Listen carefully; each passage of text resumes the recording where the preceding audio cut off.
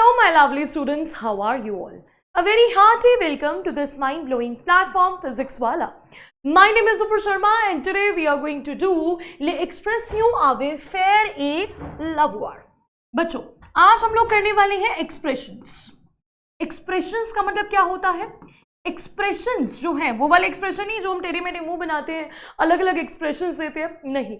Expressions का मतलब है कि किस तरह से हम लोग एक्सप्रेस करते हैं कौन सी वर्ब्स का यूज करके, फेयर और अवुआर.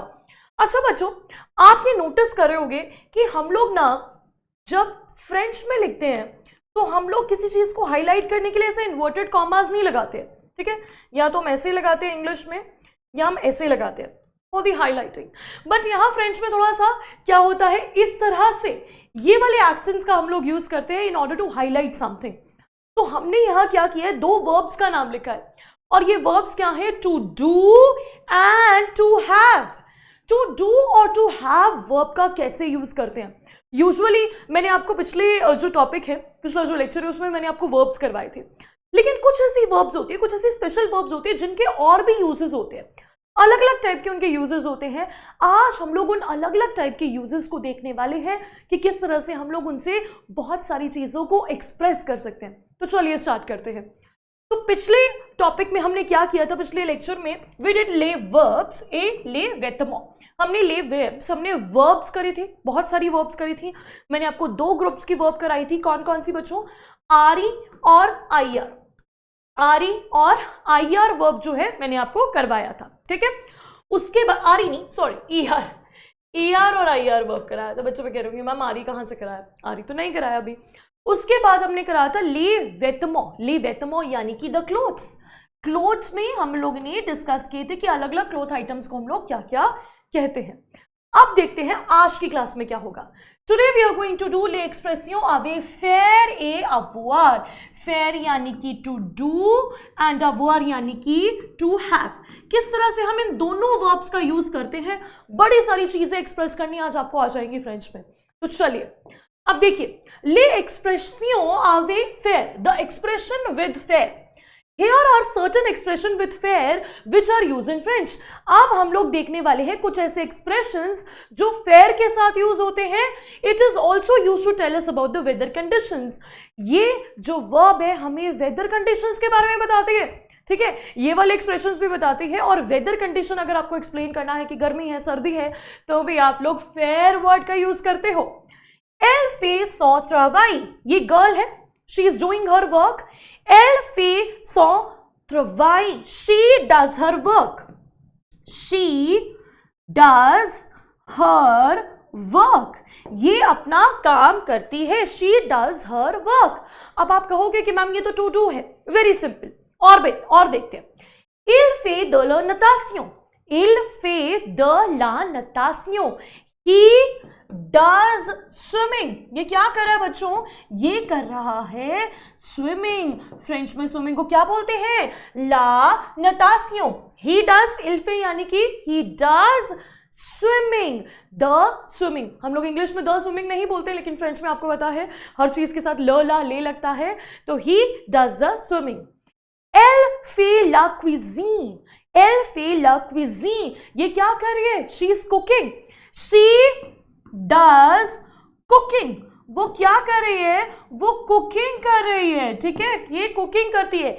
Elle fait la cuisine. फे का मतलब होता है डू या डज, ठीक है? डू या डज. तो टू डू वर्ब को हम लोग ऐसे यूज करते हैं. तो यहां पर वर्क करना हो गया तो elle fait, ठीक है? il fait. और यहां पर ये लड़की काम कर रही है, elle fait again. आगे देखते हैं इसमें क्या कर रहे हैं. She is going on a walk. Elle fait une promenade. She does walking. ये वॉक कर रही है. She does walking. Elle fait une promenade. She does walking. अब walking के आगे भी हमने une लगाया है, एक्सप्रेशन लगाया है. और walking ये जो है वो वॉक कर रही है. अब यहाँ पे elle fait une sieste. Elle fait une sieste. She takes, या फिर टेक्स क्या है, यहाँ पे डज ही लिखती हूँ नहीं तो कंफ्यूज हो जाओगे. She does a nap. ये एक नैप ले रही है, ठीक है, CS यानी कि छोटी सी नींद पूरी करना, ठीक है, नैप लेना, CS nap. Ills for a picnic, ये क्या कर रहे हैं, इल फॉर, अब यहां पे इल्स था तो उसके साथ फॉर लग गया, दे डू पिकनिक, ये लोग क्या कर रहे हैं बच्चों, दे डू पिकनिक, ये लोग पिकनिक कर रहे हैं।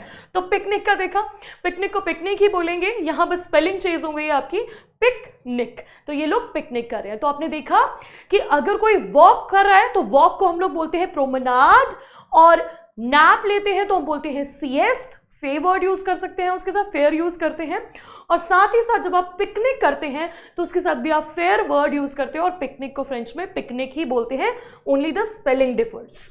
अब वेदर कंडीशन, फेयर का एक और यूसेज है कि उसको हम लोग वेदर कंडीशंस बताते हैं कि कैसे कैसे जो है ना ये वेदर चल रहा है।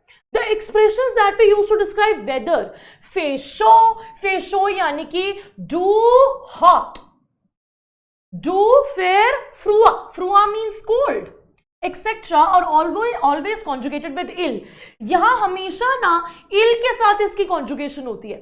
क्या समझे आप लोग, ये समझे हम लोग कि जब भी गर्मी है, सर्दी है, तो उसको हम लोग ill के साथ यूज करते हैं, ill फेजू, it is day, it is day, ये क्या है, दिन है, तो दिन है, जब बड़ा अच्छा दिन है, धूप निकली हुई है, तो हम बोलते हैं इट इज डे।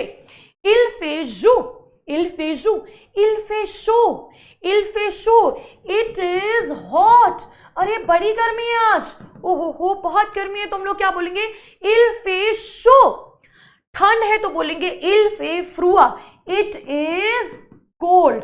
अब यहां आप लोग बोलोगे कि मैम आप यूज तो इज कर रहे हो, और आपने हमें जो है इसको क्या बताया है, कौन सी वाली वर्ब बताई है, मुझे फटाफट से आप लोग कमेंट सेक्शन में बताओगे कि इसके लिए क्या होता है, इस में कौन सी वर्ब होती है, टू बी। टू बी कौन सी फॉर्म होती है फ्रेंच में, लेकिन हमने यहां टू बी यूज नहीं करी, हमने यहां फेयर यूज किया है। मैंने आपको बोला ना, अलग अलग एक्सप्रेशंस, कई बार ऐसा होता है कि फ्रेंच लैंग्वेज में आप लोग उसको ना लिटरल ट्रांसलेशन करोगे तो आपको नहीं समझ में आएगा। जैसे कि लिटरल ट्रांसलेशन हम इसका देखें, इल फेजू, इट फे यानी कि do, it does day, it does आपका शो यानी कि हॉट, इट डज कोल्ड, तो ये कहोगे कि मैम कोई सेंस नहीं बन रहा, तो यहां यही है, कई बार हम लोग जो है ना लिटरल ट्रांसलेशन नहीं कर सकते, एक्सप्रेशन के लिए आपका बड़ा अलग सा वर्ब यूज होता है, और आज बिल्कुल ऐसा ही वर्ब हम लोग पढ़ रहे हैं कि हम लोग फेयर का यूज करते हैं वेदर कंडीशंस बताने के लिए। तो इल फे फ्रुआ यानी कि इट इज कोल्ड। अब आगे, इल फे नुई, इट इज नाइट। अब आप कहोगे कि मैम ये वेदर कंडीशन तो नहीं है, पर हाँ रात है ना, तो रात का है, रात में हम लोग ऐसे बताएंगे it is night, weather condition बताने के लिए, या फिर कौन सा टाइम है दिन का वो बताने के लिए। अब ये बहुत इंपॉर्टेंट है, to ask about the weather we use केल तो फेतिल। केल तो फेतिल, अगर हमें वेदर पूछना होगा, हाउस द वेदर, बड़ा ही कॉमन क्वेश्चन होता है, हाउस द वेदर। कभी भी हम लोग किसी से बात करते हैं फोन पे, how's the weather, how's the weather, ये बड़ा ही इंट्रीगिंग सा क्वेश्चन होता है कि जहां आप रह रहे हो वहां का वेदर कैसा है, तो हम लोग कैसे बोलेंगे, केल तो फेतिल, जिसका मतलब है how is the weather, weather कैसा है, तुम जहां रह रहे हो वहां कैसा है, गर्मी है, सर्दी है, कैसा मौसम है, ठीक है, तो हम लोग बोलेंगे केल तो फेतिल। अब आगे देखो, ले एक्सप्रेसियों आवे अवुआर। अब हमने फेयर कर लिया, अब हम लोग अवुआर के साथ करेंगे।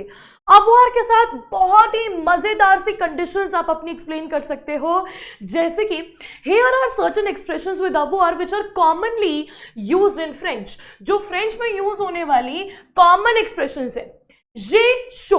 अब गर्मी हो रही है, आपने बता दिया इल फे शो, भाई गर्मी है, लेकिन आपको गर्मी लग रही है, आपको गर्मी लग रही है, आप कैसे कहोगे, जे शो, I am hot, I am hot, मुझे गर्मी लग रही है, ठीक है, आई एम हॉट, मुझे बहुत गर्मी लग रही है। जे फ्रुआ, आई एम कोल्ड, मुझे बड़ी ठंडी लग रही है। जे शो, आई एम कोल्ड। अब अवुआर का मतलब तो मैंने हैव बताया था, पहले बताया हुआ है। तो मैम इसका मतलब तो हो गया I have hot, I have cold. ये आई हैव क्यों यूज हो रहा है? मैंने आपको बोला ना कि लिटरल ट्रांसलेशन हमेशा नहीं करनी चाहिए फ्रेंच में।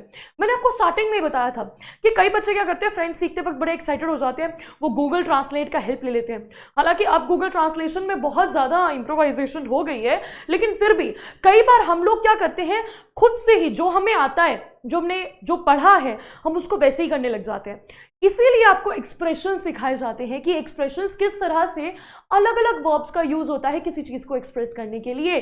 तो यहां पर हालांकि इसका मीनिंग होगा आई हैव कोल्ड या आई हैव हॉट, लेकिन इसका मतलब है कि आई एम कोल्ड, मुझे ठंड लग रही है, मुझे इस वक्त बड़ी ठंडी लग रही है, तो मैं बोलूंगी जे फ्रुआ, जे फैम, जे फै, जे फा, फा। ये बड़ा ही अलग तरीका होता है बोलने का। फा, फा, फा का मतलब होगा I am hungry, I am hungry, मुझे बड़ी भूख लग रही है, तो हम बोलेंगे जे फा, फा। ठीक है, आगे जे सुआफ, जे सुआफ, सुआफ का मतलब होता है I am thirsty, I am thirsty, जे सुआफ, जे ऑनजा। ये सारे बच्चों को पता है, जो बच्चे रेगुलरली मेरी क्लासेस ले रहे हैं उन्हें अच्छे से पता है। जे ऑनजा का मतलब है I M 11 years old, 11 years old। ये जो हैव वर्ब है उसके बड़े सारे यूजेस होते हैं। ठीक है, मैंने आपको बताया था जब भी आपको अपनी एज बतानी है तो आप अवुआर वर्ब का यूज करते हो, हालांकि उसका मतलब हैव है, फिर भी आप उसका यूज करते हो अपनी एज बताने के लिए।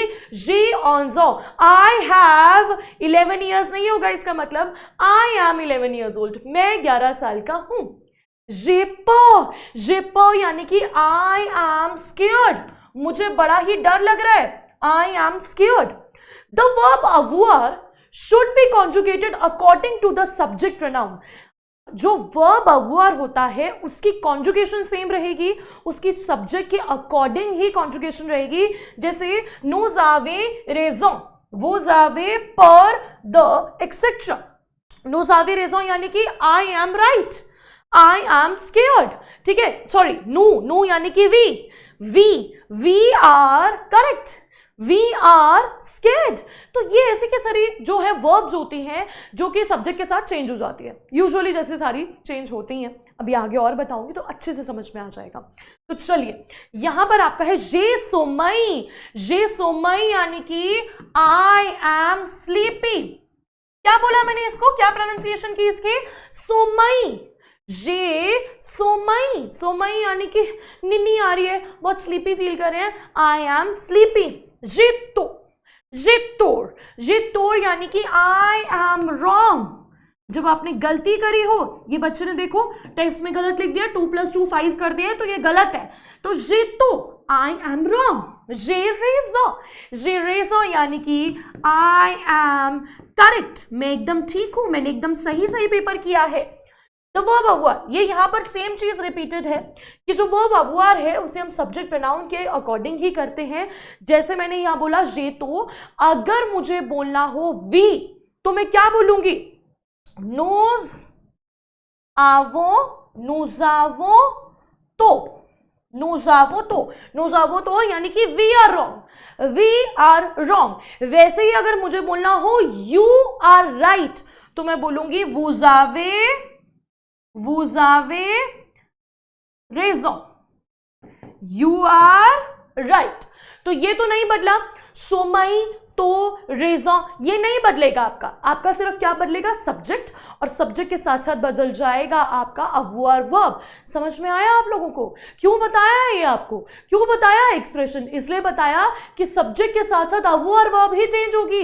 ये सोमई, ये तोर और ये रेजा, ये सब के सब सेम रहेंगे। तो इस तरह से आपको एक्सप्रेस करना है। तो भैया अब आपको फ्रेंच में ये भी बोलना आता है कि मुझे भूख लगी है, मुझे नींद आई है, मुझे ठंड लग रही है, कि मुझे गर्मी लग रही है, या बाहर कैसा मौसम है, या किसी और से पूछना हो कि मौसम कैसा है। ये सारे के सारे एक्सप्रेशंस अब आपको आ चुके हैं। तो अब भाई क्लास और हम लोग वर्ब्स ना सीखे, ऐसा हो ही नहीं सकता। वर्ब्स बहुत इंपॉर्टेंट है, मैंने आपको बोला था पिछले क्लास में भी कि वर्ब्स को हम लोग बार बार करते जाएंगे ताकि अच्छे से हमें सारी वर्ब्स याद हो जाए। फिर अटेंसियों और वर्ब, ठीक है, फे, यहां पर फिर से फे का यूज हुआ है। फिर attention of verb pay attention, pay attention, does attention, do attention, attention पे करो इन वर्ब्स के ऊपर। यहां पर एक वर्ब है आशते, आशते का मतलब होता है टू बाय। अब यहां थोड़ा सा ध्यान रखना है क्योंकि मैंने आपको ER form of the verb बताई है। क्या सिखाया मैंने आपको? ER form of the verb. आपको पता है ER form of the verb की कॉन्जुगेशन होती है ईआर को हटा के क्या ऐड करना है? E S E O N S E Z E N T. Ma'am तो हमें आता है, तो ये क्यों बता रही हूं? ये इसलिए बता रही हूं क्योंकि इसमें थोड़ा सा चेंज होता है, थोड़ा सा चेंज होता है। इसमें क्या होता है, यहां पर ज, ट्यू, इल, एल और इल्स एल्स के साथ जब ये आशते है ना, उसका ई में एक्सेंट लग जाता है।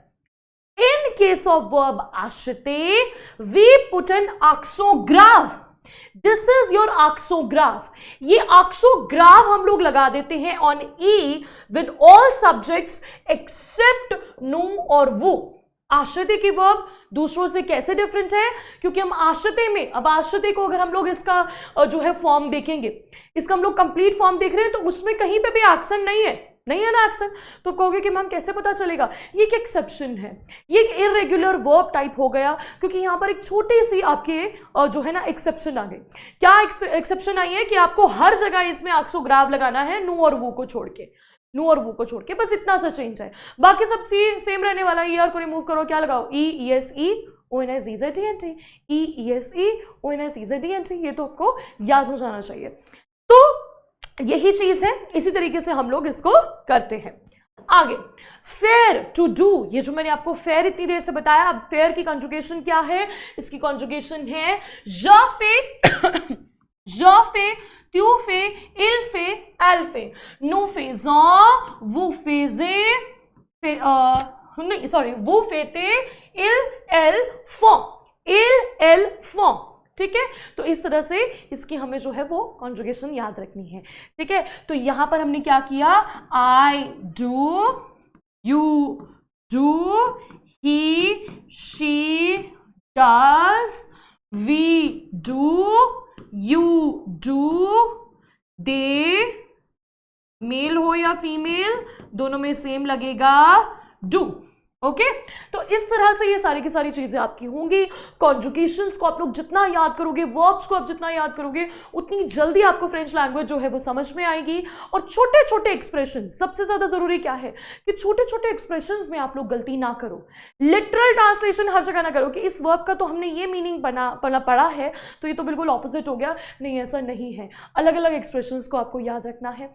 आई होप आपको ये सारी की सारी चीजें समझ में आ गई और आज की क्लास आपको बहुत इंटरेस्टिंग लगी। थैंक यू सो मच बच्चों। कोई भी डाउट हो तो आप कमेंट सेक्शन में पूछ सकते हैं। Bye bye, take care, over.